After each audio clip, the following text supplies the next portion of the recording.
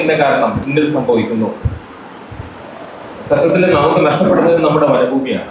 അതിന് പൊതുമണ്ഡലത്തിൽ പലതരം കാരണങ്ങൾ കൊണ്ട്, ഇലക്ട്രോണിക് പൊളിറ്റിക്സിന്റെ ഭാഗം കൊണ്ടായിരിക്കാം, അല്ലെങ്കിൽ മറ്റു പല നിക്ഷിപ്ത താല്പര്യങ്ങൾ കൊണ്ട് ഇത് സംഭവിക്കുന്നു എന്നുള്ള അർത്ഥത്തിൽ ആയിരിക്കാം ഈ കാട്ടുതീയെ ന്യായീകരിക്കുന്നത്. നമുക്കറിയാം, നമ്മുടെ വനഭൂമിയിൽ ഉണ്ടാകുന്ന തീയില് ഒരു 99% മനുഷ്യനിർമ്മിതമായിട്ടുള്ള തീയാണ്. അപ്പോൾ അതിനുള്ള ന്യായീകരണം ആളുകൾ കണ്ടെത്തിയിട്ടുണ്ട്. അപ്പോൾ അതിന്റെ ന്യായീകരണത്തിന് നമ്മുടെ ദൃശ്യ ശ്രവ്യ നവമാധ്യമങ്ങളെല്ലാം നല്ല പോപ്പുലാരിറ്റി കൊടുക്കുകയും ചെയ്യും. ഇങ്ങനെ ഒരു സാഹചര്യത്തിൽ ഇതിനുള്ള ബദൽ എന്താണ്, ഇതിനെങ്ങനെ നമുക്ക് പ്രതിരോധിക്കാം എന്നുള്ളതിന്റെ മറുപടിയാണ്, അതിൽ നിന്ന് വന്ന ബോധ്യം കൊണ്ടാണ് സത്യത്തിൽ ഈ കൺസർവേഷൻ വോളണ്ടിയേഴ്സ് എന്ന് പറയുന്ന ഒരു ടീം ഇന്ന് നമ്മൾ വിളിച്ചുകൊണ്ടിരിക്കുന്നത്. ഇവിടെ ഈ വന്ന് ചേർന്നിട്ടുള്ള നിങ്ങൾ ഓരോരുത്തരും, എനിക്ക് തോന്നുന്നു പലരെങ്കിലും എൻ്റെ കൂടെ എനിക്ക് തോന്നുന്നു അട്ടപ്പാടിയിലും മണ്ണാർക്കാടും കഴിഞ്ഞ 2-3 വർഷമായിട്ട് അട്ടപ്പാടിയിലും മണ്ണാർക്കാടും ഈ കാട്ടുതീ കെടുത്തുന്നതിലും ഇത്തരം പ്രകൃതി സംരക്ഷണ പ്രവർത്തനങ്ങളിലും എൻ്റെ കൂടി ജോലി ചെയ്തിട്ടുണ്ടാകും. എനിക്കൊന്ന് പല മുഖങ്ങളും എനിക്ക് ഫെമിലിയറാണ്. അപ്പം ഈ ഒരു കോൺസെപ്റ്റ് ഒരു യൂണിഫോമിറ്റി കൊടുക്കുക, അങ്ങനെ ഒരു സ്ട്രോങ് ടീം ഓരോ പ്രദേശങ്ങളിലും ഡെവലപ്പ് ചെയ്യുക എന്നുള്ള ഒരു ബോധ്യത്തിൻ്റെ അടിസ്ഥാനത്തിലാണ് നമ്മളിങ്ങനെ ഒരു മീറ്റിംഗ്, ഒരു ട്രെയിനിങ് പ്രോഗ്രാം കണ്ടക്ട് ചെയ്യുകയും അതുപോലെ അങ്ങനെ വരുന്ന ടീമിന് ഒരു കപ്പാസിറ്റി ബിൽഡിംഗ്, അവർക്ക് വേണ്ട ആവശ്യത്തിന് വേണ്ട ട്രെയിനിങ് കൊടുക്കുക എന്നുള്ള ഉദ്ദേശമാണ് ഈ പ്രോഗ്രാമിൻ്റെ ഒബ്ജക്റ്റീവ്. എനിക്കറിയാം, കഴിഞ്ഞ വർഷങ്ങളിൽ 2-3 വർഷം മുമ്പ് കഴിഞ്ഞ വർഷങ്ങളൊക്കെ ഈ ഒരു volunteer concept, volunteer team Mannarkkad ഞങ്ങൾ ഒത്തിരി ഹെൽപ്പ് ചെയ്തിട്ടുണ്ട്. മണ്ണാർക്കാട് പ്രത്യേകിച്ച് മുൻവർഷങ്ങളിൽ 3-4 ദിവസം തുടർച്ചയായിട്ട് കത്തിയ പാലക്കയം സ്റ്റേഷന്റെ പരിധിയിലുള്ള ഭൂമി, അതുപോലെ തിരുവഴങ്കുന്ന് സ്റ്റേഷന്റെ പരിധിയിലുള്ള ഭൂമിയെല്ലാം നമുക്ക് 0 ഫയർ ആയിട്ട് നമുക്ക് കഴിഞ്ഞ വർഷം നമുക്ക് മെയിൻറ്റെയിൻ ചെയ്യാൻ പറ്റും. മണ്ണാർക്കാട് സ്റ്റേഷന്റെ പരിധിയിലാണ് നമുക്ക് കൂടുതൽ തീ ഉണ്ടായിട്ടുള്ളത്. എനിക്ക് തോന്നുന്നു ഇവിടെ ഷമീർ ഉണ്ട്. ഞാനൊരു അനുഭവം നോക്കിയായിരുന്നു. കഴിഞ്ഞ പരുത്തിപ്പാറ അല്ലേ, നമ്മുടെ മലവാരം പരുത്തിമല തന്നെയാണ്, നേർച്ചപ്പാറ ഈ നമ്മുടെ ഉരുളംകുന്ന് മലയിൽ തീ ഉണ്ടായി കഴിഞ്ഞപ്പോൾ നമ്മളൊരു 40 പേരോളാണ്, എനിക്ക് കസമ ഉണ്ടായിരുന്നു, 40 പേരോളം നമ്മൾ ഉരുളംകുന്ന് മലയിൽ തീ കിടത്തിക്കൊണ്ടിരിക്കുക. അതിനകത്ത് വോളണ്ടിയേഴ്സ് ഉണ്ട്, നമ്മുടെ സ്റ്റാഫ് ഉണ്ട്, വാച്ചേഴ്സ് ഉണ്ട്, എല്ലാവരും കൂടി കിടത്തി. ഒരു 10 മണിയായി കഴിഞ്ഞപ്പം നമ്മൾ അവർക്ക് ഭക്ഷണം അറേഞ്ച് ചെയ്യുന്നതിന് വേണ്ടി ഞാൻ താഴെ ഇറങ്ങിയിട്ടായിരുന്നു. അപ്പോൾ ഇറങ്ങിക്കഴിയുമ്പോഴാണ് ലെഫ്റ്റ് സൈഡിൽ നേർച്ചപ്പാറയിൽ തീ കാണുന്നത്.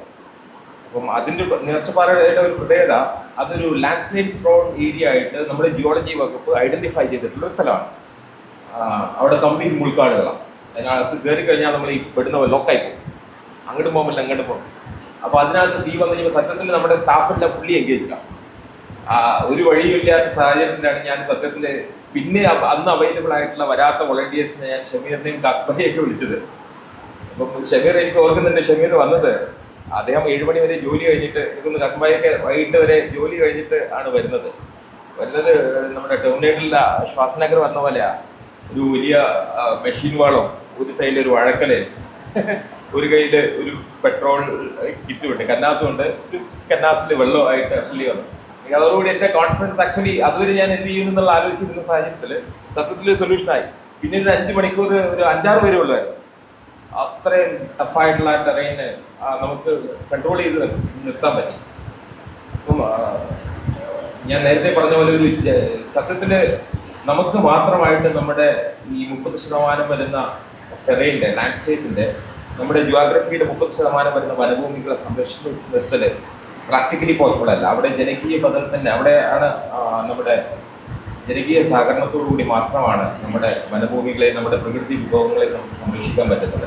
കാരണം ഈ പ്രകൃതി വിഭവം എല്ലാവർക്കും വേണ്ടിയുള്ളതാണെന്നുള്ള ബോധ്യം എന്തായാലും നമുക്ക് എല്ലാവർക്കും ഉണ്ട്. അതിന് താല്പര്യമുള്ള വനവകുപ്പ് അങ്ങനെ ഒരു ആവശ്യം പറഞ്ഞു കഴിഞ്ഞാൽ അതിനോട് ആഗ്രഹമുള്ള, അതിനോട് സഹകരിക്കാൻ തയ്യാറുള്ള നൂറുകണക്കിന് ആളുകൾ നമ്മുടെ മുന്നിലുണ്ട്, നമ്മുടെ ചുറ്റുവട്ടത്ത് ഉണ്ട് എന്നുള്ളതിൻ്റെ വളരെ വ്യക്തമായ ഉദാഹരണമാണ് ഈ ഒരു മീറ്റിംഗ്.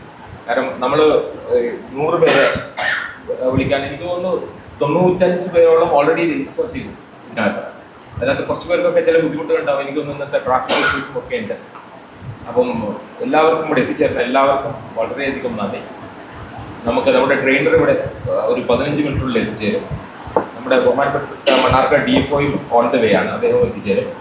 അപ്പം ഈ പരിപാടിയിലേക്ക് സ്വാഗതം ചെയ്യുക എന്നുള്ളതാണ് എൻ്റെ കർത്തവ്യം. അത് നമ്മുടെ ബഹുമാനപ്പെട്ട അനീഷ് സാറ് ആണ്. എനിക്ക് തോന്നുന്നു കഴിഞ്ഞ വർഷം സാറിനായിരുന്നു, കഴിഞ്ഞ വർഷം ഈ വർഷം നമ്മളെ ഈ വൈൽഡ് ഫയർ മാനേജ്മെന്റുമായിട്ട് ബന്ധപ്പെട്ട കാര്യങ്ങളെല്ലാം നമുക്ക് വേണ്ട ഗൈഡൻസും ഡയറക്ഷൻസും തരുന്നത്.